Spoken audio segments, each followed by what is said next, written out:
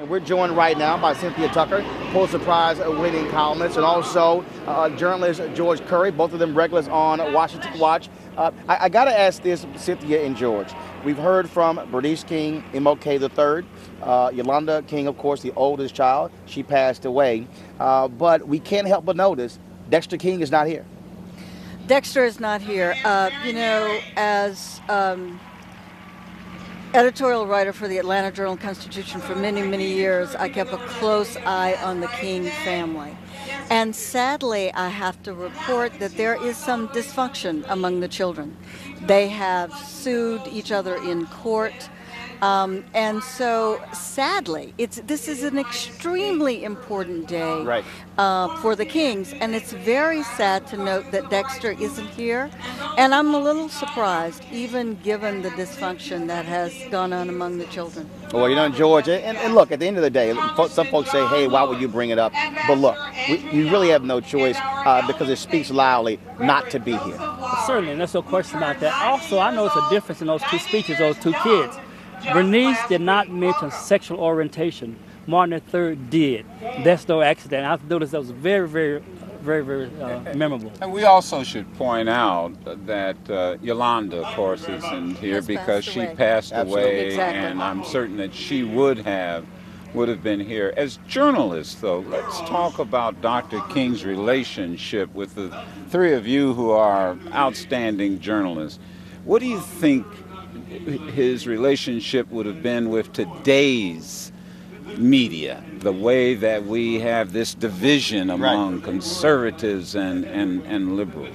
Well, you know, he is a revered figure today, but let's not forget that he was not a revered figure broadly speaking in his lifetime. Precisely. He was well treated usually during interviews, particularly with the big networks and the big newspapers. But certainly there were many Southern journalists who despised him, who wrote very ugly, hateful things about him during his lifetime. But he was always so skilled at handling even his critics. I could see him going on to Fox News today and handling Bill O'Reilly or Sean Hannity with humor, with courage, but with frankness. He was always frank, even with those who criticized him. Now, George, I got to say, of course, that we're here broadcasting this on TV One, and that was a very special relationship between the black press and Dr. King. He wrote a column for Ebony magazine, was offered in Jet. Of course, Lerone Bennett, the famed journalist at Morehouse with Dr. King. If it wasn't for the black press, that word would not have gotten out. There's no question about it. And also, Dr. King had a respect for the black press. Now, let's go ahead and be honest. We're going to be honest. Some figures, many major figures now, they don't consider themselves a rival unless they are covered in the New York Times or the Washington Post or on the networks. They think about the black press only if they can't find anything else. Dr. King was always respectful of that relationship, and he spoke directly to his people. And a lot of people don't realize the first African American to ever win a Pulitzer Prize, Ornetta Sleep Jr. for Ebony magazine. What people miss, of course, we all know that iconic photograph of I believe it was Yolanda. Yolanda or Bernice? Bernice, who was on the youngest, laying on the lap of Coretta Scott King. Well, actually, the white photographers, they actually said we're not allowing any African Americans who in the press pool.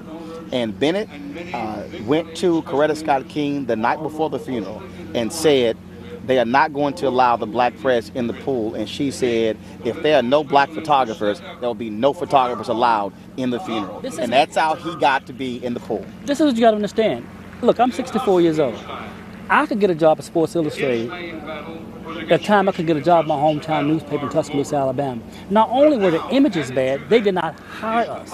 And the black press was all you had, Jose. Right now, speaking is Dan Rather. And one of the reasons I want to talk about the importance of media, this movement, Dr. King, also was a coming of age for many white journalists because they got a real understanding of what was taking place on the ground in these southern states. There are so many major white journalists, names that all of us would recognize, both on network news and at big newspapers like the New York Times, who made their reputations covering the civil rights movement. Because as George just noted, lots of the major newspapers and networks weren't hiring black journalists at the time. And also, it was dangerous for black journalists because there was a point when they were being beaten. Well, absolutely, because those who were with the black press often were beaten, shot. You know, you were just the press. If you were black, that didn't give you any cover. And also, if you were white press were often beaten and considered sympathetic, particularly if they were from the North. And one other aspect, I'm sorry, George, I was just going to bring up about history. There would not have been a photograph of Dr. Martin Luther King receiving the Nobel Peace Prize if it had not been for Johnson publication.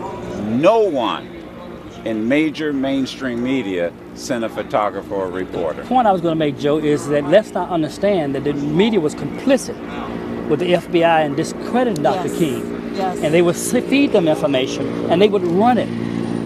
In fact, when Dr. King was assassinated, the reason he got moved to another hotel, he was staying in the White Holiday Inn Hotel, the FBI sent out information saying, oh, look at this hypocrite. He should be over there in the black hotel. He's staying in a white hotel. And he moved and changed his hotel, and that's where he was assassinated.